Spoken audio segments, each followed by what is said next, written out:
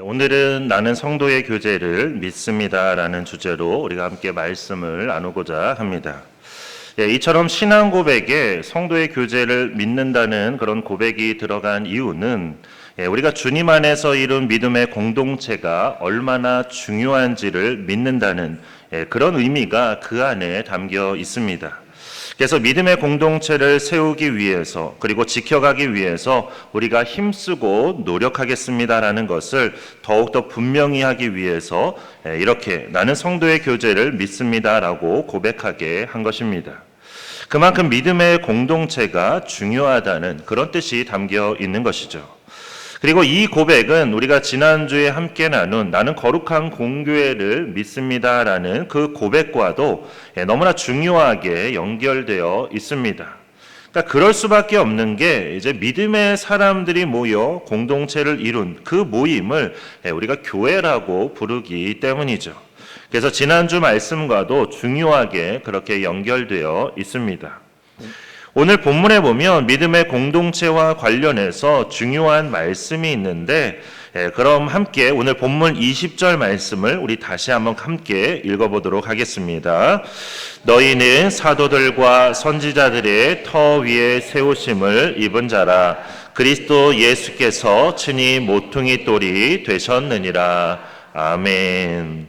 이 말씀에 보면 믿음의 공동체는 사도들과 선지자들의 터 위에 그렇게 세우심을 받았다고 되어 있습니다. 이 말씀이 무슨 뜻이냐면 우리가 지난주에 베드로의 신앙 고백, 주는 그리스도시요 살아계신 하나님의 아들이시니이다. 이 고백 위에 주님께서 주님의 교회를 세우셨다고 했는데 사도들과 선지자들의 터가 바로 이러한 신앙 고백을 뜻하는 것입니다. 그러니까 베드로와 같은 신앙 고백을 하는 사람들, 그래서 주님을 나의 구원자요, 그리스도요, 살아계신 하나님의 아들로 믿는 모든 사람은 누구나 주님 안에서 한 교회요, 공동체를 이룬다는 그런 말씀입니다.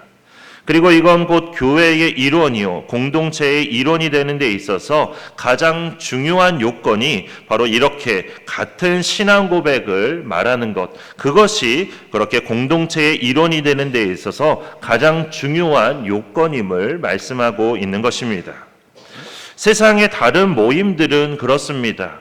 어떤 혈연이나 지연 또는 학연에 따른 그런 모임도 있고 또 관심사나 취미에 따른 그런 모임들도 있는데 교회는 이처럼 같은 믿음을 고백하는 사람들의 그런 모임으로 세상의 그 어떤 모임과도 다르다는 것을 분명히 하고 있는 것입니다.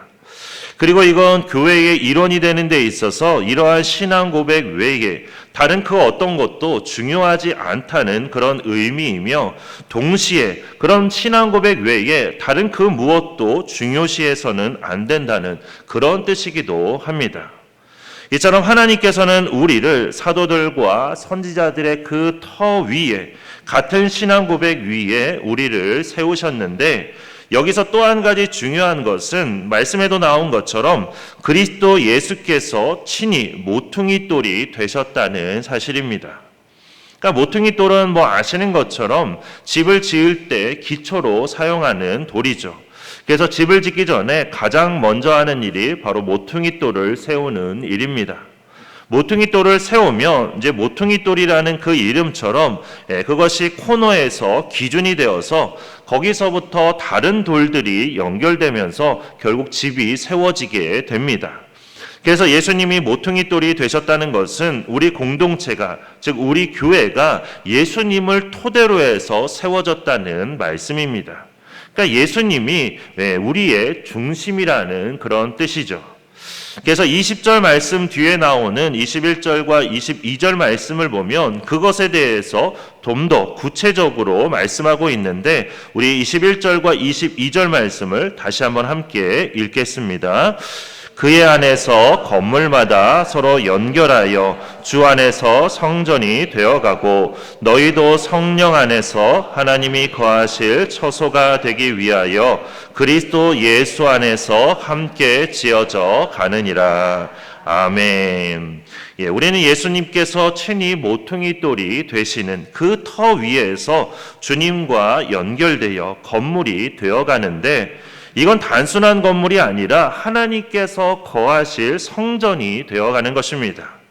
그리고 이것은 너희도라는 그 말씀처럼 결코 혼자가 아니라 모두가 함께 지어져 가는 것으로, 그리스도인으로서 우리의 정체성은 이처럼 믿음의 공동체 안에서만 우리의 정체성을 제대로 깨닫고 제대로 이해할 수 있다는 그런 뜻입니다. 믿음의 공동체는 이렇게 예수 그리스도로부터 시작이 되고 예수 그리스도 안에서 주님과 연결되어 진정한 그런 믿음의 공동체가 됩니다. 따라서 모든 것의 중심은 다른 그 무엇이 아니라 바로 예수 그리스도가 그 중심이 된다는 것이죠. 교회의 리더는 담임 목사도 아니고 당회도 아니고 오직 예수님만이 교회의 리더가 되시며 교회를 이끌어 가신다는 그런 뜻이 그 안에 담겨 있는 것입니다.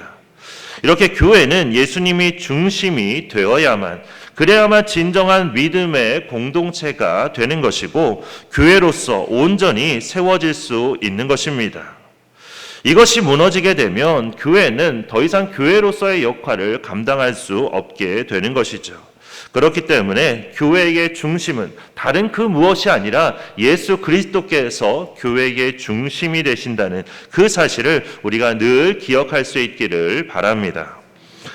그런데 또 하나 중요한 것은 믿음의 공동체는 이렇게 예수님에게 연결되어 세워져 가는 동시에 서로 간에도 그렇게 연결되어 있어야 한다는 사실입니다. 이건 서로를 의지하고 돕는 공동체라는 그런 뜻으로, 공동체의 진정한 힘은 바로 여기에서 나옵니다. 그리스도와 연결되어 있고 또 서로에게 연결되어 있기 때문에 교회 안에 능력이 나타나게 된다는 말씀입니다. 미국 캘리포니아 북쪽 끝에는 이제 미국 삼나무라고도 불리는 세코이아 나무가 있습니다. 이 나무는 세계에서 가장 큰 나무로 알려져 있습니다. 그래서 가장 높은 나무는 자그마치 높이가 얼마나 되냐면 112m나 될 정도로 엄청나게 큰 나무입니다. 그러니까 그 나무만 베어가지고 땅바닥에 놓으면 그 위에서 100m 달리기를 할 수가 있는 거죠. 그 정도로 엄청나게 큰 나무인데, 그렇게 높은 나무인 걸 보면 뿌리도 엄청나게 깊게 내리고 있을 것 같지만 실제로는 그 뿌리가 그렇게 깊지 않다고 그렇게 말합니다. 그런데 뿌리가 깊지 않은 나무가 어떻게 그렇게 바람이 많이 부는 캘리포니아 북부에서 수백 년에 걸쳐 그렇게 거대하게 자랄 수 있었던 걸까요? 그 비밀은 바로 뿌리의 모양에 있습니다. 그러니까 뿌리가 깊지는 않지만 그 뿌리들이 서로 다 엉켜 있다고 그렇게 말합니다. 사실 이 세코이아 나무처럼 거대한 나무는 절대로 홀로 서 있을 수가 없습니다. 그러니까 바람이 불고 그러면 결국 넘어질 수밖에 없는데, 그런데 그렇게 넘어지지 않고 그 나무들이 서 있을 수 있는 이유가 뭐냐면 나무가 홀로 서 있는 것이 아니라 여러 나무가 함께 서 있기 때문에, 그리고 그 나무들의 뿌리가 서로 엉켜 있기 때문에 그렇게 바람과 지진에도 넘어지지 않고 그렇게 서 있을 수 있는 것입니다.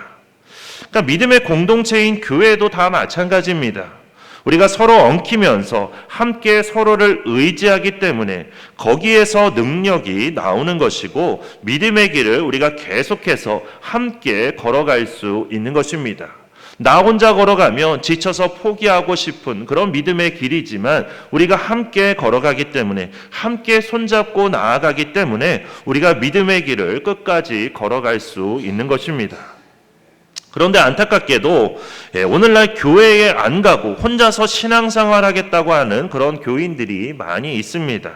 그래서 안 나가라는 그런 말을 거꾸로 해서 이제 가난한 교인이라고 불리는 그런 사람들이 있는데, 이렇게 혼자 신앙생활을 하는 게 왜 옳지 못한 것인가?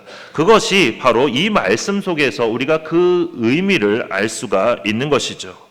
그러니까 함께 지어져 가야 되는데 혼자서 따로 있으니까 하나님이 거하실 처소가 될 수가 없는 겁니다.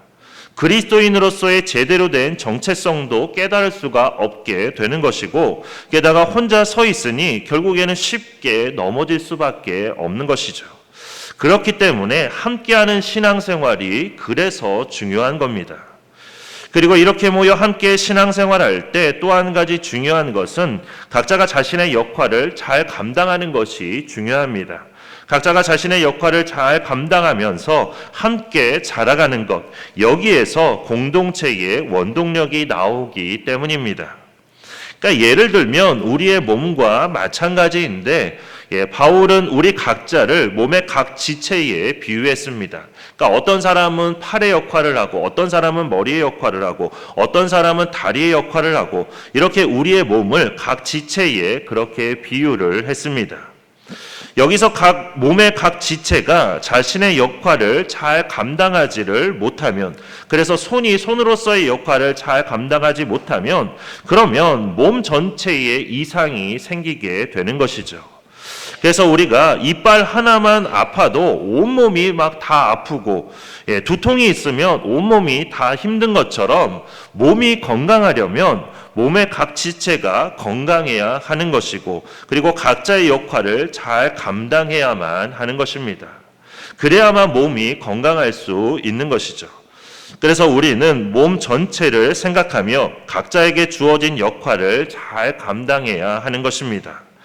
내가 주님의 몸된 지체로서 내 역할을 잘 감당해야만, 그래야만 나도 살고 이 공동체도 살 수 있다는 그 사실을 우리가 깨달아야 하는 것이죠. 그러니까 내가 내 역할을 감당하지 않는다고 해서 그냥 나 혼자만의 문제로 끝나는 게 아니라는 겁니다. 그것은 곧 공동체 전체에도 큰 영향을 끼치게 된다는 것이죠. 그렇기 때문에 우리가 그 사실을 깨닫고 나에게 주어진 역할을 잘 감당해야 하는 것입니다. 이처럼 믿음의 공동체가 역동적으로 움직이기 위해서는 각 지체의 역할이 잘 이루어져야만, 그래야만 그것이 가능하고, 그렇기 때문에 우리는 각자의 자리에서 주어진 역할을 잘 감당해야 하는 것입니다. 그런데 우리가 여기서 주의할 점은 각자의 역할을 잘 감당해야 한다고 할 때 이것을 그냥 실용주의적 관점에서 이걸 이해해서는 안 된다는 것입니다. 그러니까 실용주의적 관점으로 이해하게 되면 만약 자신에게 주어진 역할을 잘 감당하지 못한다, 아프거나 이상이 생겨서 주어진 역할을 우리가 잘 감당하지 못할 때도 있는데, 그러니까 이거를 그냥 실용주의적 관점으로만 이해하게 되면 이제 병든 그 지체는 주어진 역할을 더 이상 잘 감당하지 못하니까 더 이상 쓸모가 없게 되는 거죠. 그러면 다른 걸로 교체를 해야 됩니다. 실용주의적 관점에서는 그렇게 해야 하는 거죠. 자기의 역할을 감당하지 못한다. 그러면 그 사람을 빼고 다른 사람을 거기에 투입시켜야 하는 겁니다. 그런데 사람의 몸은 그런 게 아니죠. 팔이 아파서 제 역할을 못한다고 다른 팔로 내 팔을 갈아 낄 수 있는 게 아닙니다. 따라서 실용주의적 관점에서만 이것을 이해해서는 안 된다는 말씀입니다. 이 점에 대해서 바울은 고린도전서 12장에서 이렇게 말합니다. 그뿐 아니라 더 약하게 보이는 몸의 지체가 더 도리어 요긴하고, 우리가 몸에 덜 귀히 여기는 그것들을 더욱 귀한 것들로 입혀주며, 우리의 아름답지 못한 지체는 더욱 아름다운 것을 얻느니라. 그런즉 우리의 아름다운 지체는 그럴 필요가 없느니라. 오직 하나님이 몸을 고르게 하여 부족한 지체에게 귀중함을 더하사 몸 가운데서 분쟁이 없고 오직 여러 지체가 서로 같이 돌보게 하셨느니라. 만일 한 지체가 고통을 받으면 모든 지체가 함께 고통을 받고, 한 지체가 영광을 얻으면 모든 지체가 함께 즐거워하느니라. 너희는 그리스도의 몸이요 지체의 각 부분이라.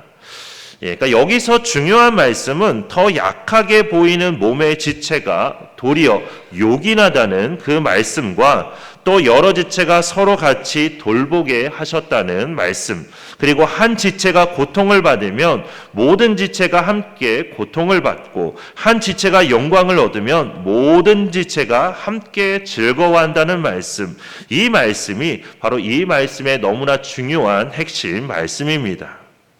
세상에서는 그렇지 않죠. 세상에서는 힘 있는 사람, 지식이 많은 사람, 돈이 많은 사람, 이런 사람을 요긴할 사람이라고 말합니다.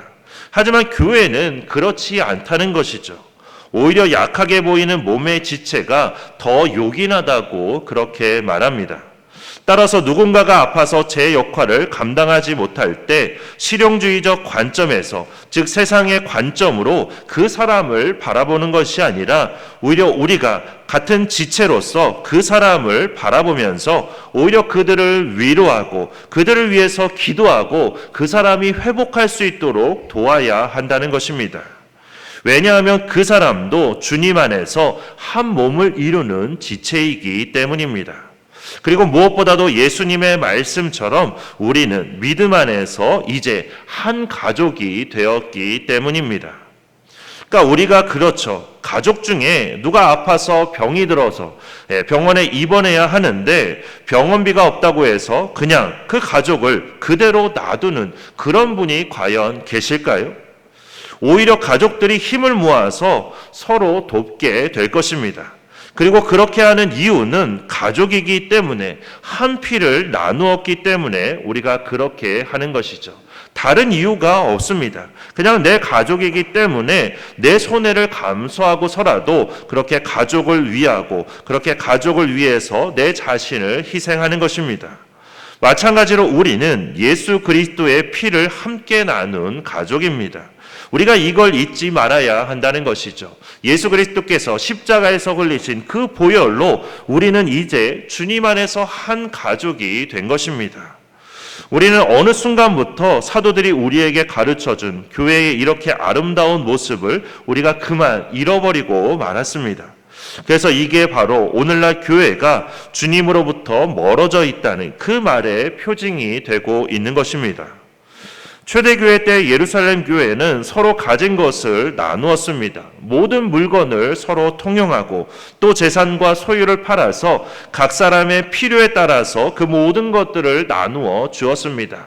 그래서 누구도 부족함이 없었다고 그렇게 말하죠.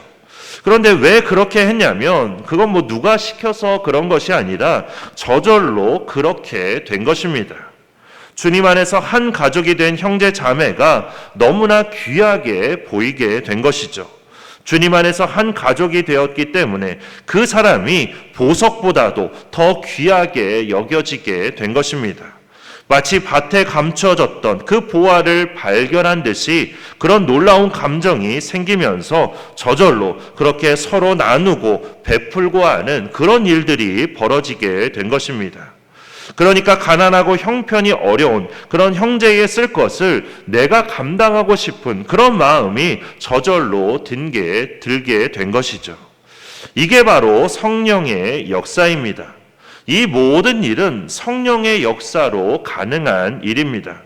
하지만 우리가 동시에 잊지 말아야 될 것은 그 성령께서 지금은 우리와 함께하고 계신다는 사실입니다. 따라서 초대교회에 있었던 그 모든 일은 성령을 받은 우리가 결코 잊거나 포기해서는 안 되는 그런 일이라는 말씀입니다. 왜냐하면 오늘이 우리 성령 강림을 기념하는 그런 성령 강림 주일인데 우리 안에 임재해 계신 성령님께서는 우리를 통해서도 지금도 계속해서 성령의 그 놀라운 역사를 이루어가기를 원하시기 때문입니다. 그러니까 초대교회에 있었던 그 놀라운 성령의 역사가 단지 그때만으로 그치는 것이 아니라 오늘 이 시간에는 바로 우리를 통해서 그 놀라운 역사를 이 땅 가운데 이루기를 원하시기 때문입니다. 그렇기 때문에 우리가 그 성령의 놀라운 역사를 우리가 잊어버려서도 안 되고 포기해서도 안 되고 그 놀라운 역사가 우리를 통해서 이곳에 이루어질 수 있도록 우리가 더욱더 성령께 기도하며 성령께 우리 자신을 맡겨야 하는 것입니다. 지난 월요일에 천안시 기독교 연합회에서 주최한 무명이라는 영화 시사회가 있어서 정말 오랜만에 극장에서 그렇게 영화를 보게 되었습니다. 이 영화의 제목인 무명은 말 그대로 이름이 알려지지 않았다는 그런 뜻인데 영화의 이 내용이 뭐냐면 제목 그대로 우리에게 잘 알려지지 않은 일본인 선교사 두 분의 이야기였습니다. 우리는 대체로 우리나라에 온 선교사님이라고 하면 서양에서 온 선교사님, 특히 이제 미국에서 온 선교사님들을 우리가 주로 생각합니다. 그런데 이번에 이 영화를 통해서 일본에서 복음을 전하기 위해 우리나라에 온 선교사님이 계셨다는 그 사실을 알게 되었습니다. 그것도 일제강점기에 그렇게 복음을 전하기 위해 우리나라에 온 일본인 선교사님 두 분이 계시다는 그 사실이 참 놀라웠습니다. 사실 당시에는 일본에 대한 우리나라 사람들의 감정이 오늘날보다도 훨씬 더 안 좋을 수밖에 없는 그런 때였습니다. 그러니까 한 나라의 왕후를 죽이고 나라를 빼앗고 그런 상태였기 때문에 결코 일본 사람들에 대한 우리나라 사람들의 감정이 좋을 수가 없었던 그런 때였죠. 그래서 일본인이 복음을 전한다고 하면 일본인이라는 그 자체만으로도 그 사람의 말을 들으려고 하지 않는 그런 때였습니다. 그런데 그 두 분 선교사님은 정말로 그런 상황에서도 이 땅에 오셔서 자신에게 주어진 그 선교의 사명을 너무나 훌륭하게 잘 감당하셨습니다.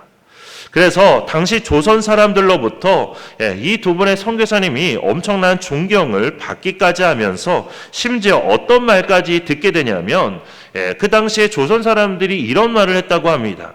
나는 도요토미 히데요시의 일본이 싫고 이토 히로부미의 일본이 싫다. 하지만 노리마치 마사야스의 일본은 좋아한다. 이처럼 그 선교사님의 나라가 일본이기 때문에 그래서 나는 일본을 좋아한다는 그런 말까지 듣게 되었다는 것이죠. 그런데 이 두 분 선교사님이 조선 사람들로부터 그렇게 놀라운 존경과 함께 그렇게 놀라운 말까지 들을 수 있었던 이유는 바로 사랑 때문이었습니다. 일본인이면서도 조선을 사랑하고 조선인을 너무나도 사랑했던 그 사랑, 그것도 말뿐만인 사랑이 아니라 자신의 모든 것을 다 내려놓고 조선인들을 섬기며 그들에게 구원의 소망을 주고자 이 나라에 와서 그 누구보다도 더 열심히 조선인들을 사랑하고 섬겼던 모습, 자신의 모든 것을 내어주기까지 사랑했던 모습, 바로 그런 모습 때문에 처음에는 그렇게 반대했던 조선 사람들도 두 분의 선교사님을 따르고 그렇게 존경하지 않을 수가 없었던 것입니다. 이렇게 일본이라는 그리고 조선이라는 그런 국적을 초월해서 주님의 사랑을 나누는 그 모습이야말로 정말로 주님 안에서 이루어지는 진정한 성도의 교제가 무엇인지를 잘 보여주는 그런 모습이 아닐 수 없었습니다. 게다가 두 분 선교사님의 모습을 보면서 같은 한국인이면서도 그리고 같은 교회 교인이면서도 우리가 오히려 서로를 미워하고 서로를 시기하고 서로 싸우는 그런 모습이 얼마나 부끄러운 모습인지를 우리가 다시 한번 깨닫게 되었습니다. 일본인이면서도 그렇게 한국 사람을 사랑하고 한국 사람을 온 마음을 다해서 섬겼는데 우리는 오히려 같은 한국인이면서도 같은 교회 교인이면서도 서로를 잡아먹지 못해서 막 안달이 나가지고 서로 싸우는 그런 모습이 너무나 부끄러운 모습으로 다가왔다는 것이죠. 교회 안에서 듣게 되는 말 중에 참 부끄러운 말이 뭐냐면 가끔가다 그런 말씀을 하시는 분들이 계십니다. 내가 다른 사람은 다 용서해도 저 사람만은 내가 용서할 수 없다. 이 말이 너무나 부끄럽게 들립니다. 주기도문에도 분명히 기록되어 있는 사실은 우리가 우리에게 잘못한 사람을 용서해 줄 때 우리의 죄도 용서받게 된다는 사실입니다. 그런데도 우리는 여전히 누구는 용서하고 누구는 용서하지 못한다는 그런 말을 하는데 이게 얼마나 부끄러운 모습인지 모릅니다. 우리에게 있어서 성도의 교제가 가능한 힘, 그래서 초대교회와 같은 그런 놀라운 교제가 일어나고 또한 일본인 선교사님과 조선인 성도들 사이에 그런 놀라운 교제가 일어날 수 있었던 그 힘이 어디에서 나왔냐면 그건 바로 성도의 교제를 믿습니다라는 이 고백 뒤에 나오는 고백, 바로 죄를 용서받는 것을 믿습니다라는 이 고백에서 나온 그 힘이 나왔다라는 것입니다. 그러니까 죄를 용서받는 것을 믿습니다라는 이 고백은 하나님께서 이처럼 죄인인 나를 받으셨듯이 나도 내 형제를 받습니다라는 그 뜻이 그 안에 담겨 있는 것입니다. 그러니까 내 형제가 아무리 나에게 잘못한 것이 있고 죄를 지은 일이 있다 하더라도 주님께서 그렇게 죄인이 나를 받으셨기 때문에 나도 내 형제를 받습니다 라는 그런 의미의 고백을 하는 것입니다. 우리가 믿음의 공동체로 함께 모여 있으면 좋은 일도 있는 것이 사실이지만 반대로 아픈 일도 많을 수밖에 없습니다. 죄인들이 모여있기 때문에 뜻하지 않게 우리가 서로가 서로에게 상처를 주기도 하고 그리고 또 상처를 받기도 하게 되는 것이죠. 그래서 우리가 마음을 나누다가 마음을 다치게 되는 이런 일이 생기면서 그리스도인으로 모였지만 서로가 서로에게 벽을 쌓게 되는 가장 결정적인 이유가 바로 여기에 있는 것입니다. 하지만 우리는 그때마다 우리가 잊지 말아야 합니다. 하나님께서 죄인인 나를 용서해 주셔서 나를 받아 주셨다는 사실, 그렇기 때문에 나도 나에게 잘못했다 할지라도 내 형제를 내 마음에서 지우지 않고 내 형제를 다시 받아줄 수 있어야 한다는 그 사실을 우리가 잊지 말아야 하는 것입니다. 그래서 이 사실을 우리가 거듭거듭 다짐하고 결심하면서 형제를 받아주는 바로 그 자리에 우리가 서야 하는 것입니다. 이처럼 성도의 교제는 죄의 용서와 함께 가는 것이고, 그래서 우리는 더 온전한 성도의 교제를 주님의 안에서 나눌 수 있는 것입니다. 오늘은 성령 강림 주일입니다. 성령의 놀라운 역사가 우리 가운데 이루어져서 우리도 모퉁이 돌이 되신 주님을 중심으로 우리 모두가 함께 서로 연결되어 하나님께서 거하시고 하나님께서 기뻐하시는 그런 아름다운 믿음의 공동체로 서로 돕고 서로 위로하며 주님의 사랑으로 하나 되는 그런 아름다운 믿음의 공동체로 우리가 함께 지어져 갈 수 있기를 바랍니다. 그리고 7월 6일에 있을 가족 이웃 초청주의를 오늘 이렇게 우리가 또 선포를 했는데, 그때까지 우리도 두 분 일본 선교사님처럼 믿지 않는 가족과 이웃들에게 구원의 소망을 주고자 열심히 그들을 섬기고 사랑하며 전도하는 그런 우리 모두가 되기를 바랍니다. 그래서 우리가 이 모든 일들을 이루어갈 수 있는 것은 바로 주님께서 죄인인 나를 용서해 주시고 나를 받아주시고 나를 사랑해 주셨기 때문임을 우리가 기억하면서 우리도 주님의 그 사랑으로 더욱 아름다운 성도의 교제를 나누는 우리샘교회를 함께 세워가는 우리 모두가 되기를 주님의 이름으로 축원합니다. 이제 우리 주신 말씀 생각하면서 교회라는 찬양을 함께 찬양한 후에 우리 주신 말씀 붙들고 함께 기도하도록 하겠습니다.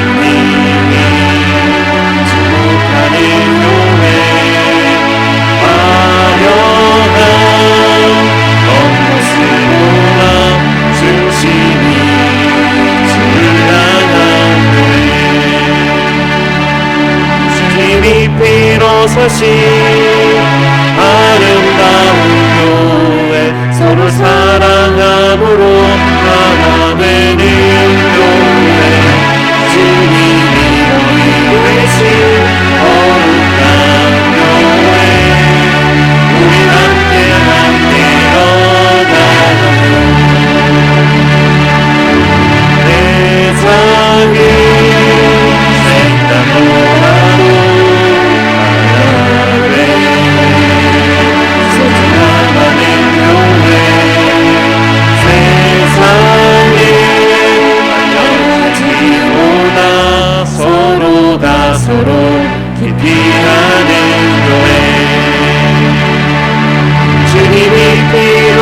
되신 아름다운 교회 서로 사랑함으로 하나 되는 교회 주님이 머리 되신 거룩한 교회 우리 함께 만들어가요. 저는 우리 주신 말씀을 들고 함께 기도하겠습니다. 기도하실 때 우리 샘교회의 믿음의 공동체가 모퉁이 돌이 되신 주님을 중심으로 서로 사랑과 신뢰 등으로 단단하게 우리가 연결되어 더욱 아름다운 믿음의 공동체로 함께 지어져 가도록, 그리고 7월 6일에 있을 가족 이웃 초청주의를 통해서 믿지 않는 가족과 이웃들에게 구원의 소망을 주고자 열심히 그들을 섬기고 사랑하며 전도하는 그런 우리가 되도록, 그래서 더욱 아름다운 성도의 교제를 나누는 우리 샘교회가 되게 해주시기를 이 시간들이 주여 한번 크게 외치고 함께 통성으로 기도하겠습니다. 주여! 사랑이 많으신 하나님 아버지, 오늘도 이렇게 복되고 귀한 주의를 허락하여 주시고 하나님께 하나님의 말씀을 나누며 말씀을 붙들고 함께 기도할 수 있도록 인도해 주심을 감사드립니다.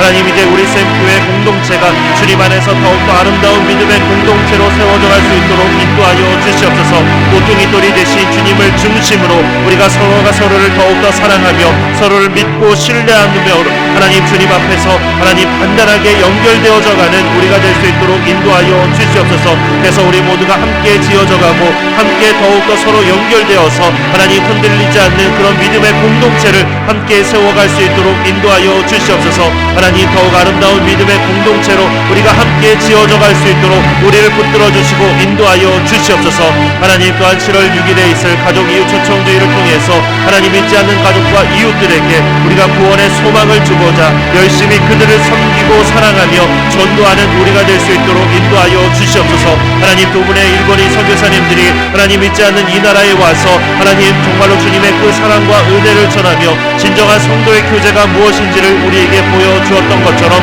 하나님, 이제는 우리도 믿지 않는 가족과 이웃들에게 다가가서 그들을 전도하기를 위해 더 힘쓰며 진정한 성도의 교제를 우리가 이 땅 가운데 바르게 드러낼 수 있는 우리가 될 수 있도록 인도하여 주시옵소서. 하나님, 그래서 우리 교회가 더욱더 아름다운 성도의 교제를 나누는 우리 샘교회가 될 수 있도록 인도해 주시고 우리 교회를 통해서 하나님의 모든 뜻이 더욱더 아름답게 드러나며 우리가 더욱더 주님 안에서 하나 되는 믿음의 공동체가 될 수 있도록 주님 역사하여 주시옵소서.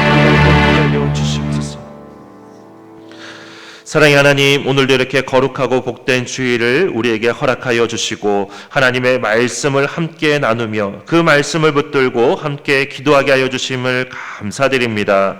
하나님, 주님께서는 우리를 하나님 주님의 몸된 교회의 각 지체로 불러주셨습니다. 하나님, 정말로 우리 믿음의 공동체가 모퉁이 돌이 되신 주님을 중심으로 우리가 서로 사랑과 신뢰 등으로 단단하게 연결되고 각자에게 주어진 모든 역할들을 잘 감당하며 더욱더 아름다운 믿음의 공동체로 함께 지어져 갈 수 있도록 인도하여 주시옵소서. 그래서 우리 모두가 이 안에서 진정한 신앙의 기쁨을 누릴 수 있도록 인도해 주시고 우리가 우리 그리스도인으로서의 정체성을 바르게 깨닫게 하여 주시며 우리가 함께 손잡고 우리가 가야 될 신앙의 길을 끝까지 힘차게 걸어가는 우리가 될 수 있도록 인도하여 주시옵소서.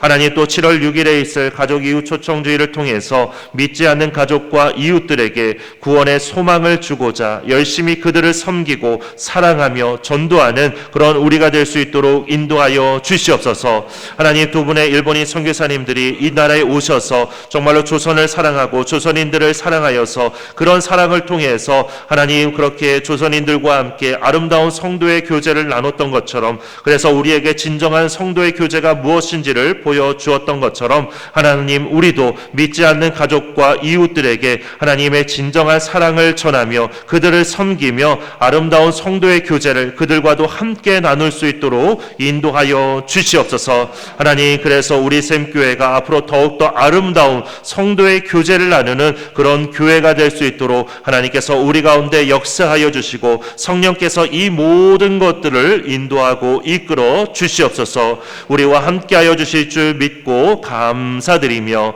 예수 그리스도의 이름으로 기도드립니다. 아멘. 이제는 우리 주 예수 그리스도의 은혜와 하나님 아버지의 크고 놀라우신 사랑과 성령님의 인도하심과 교통하심의 역사가 이제 성도의 교제에 관한 믿음을 고백하며 주님 안에서 더욱 아름다운 믿음의 공동체를 세워가기로 다짐하는 우리 샘교회 모든 지체들과 그 가정 위에, 그리고 우리 샘교회와 이 나라 위에 이제로부터 영원토록 함께 계시기를 간절히 축원하옵나이다. 아멘.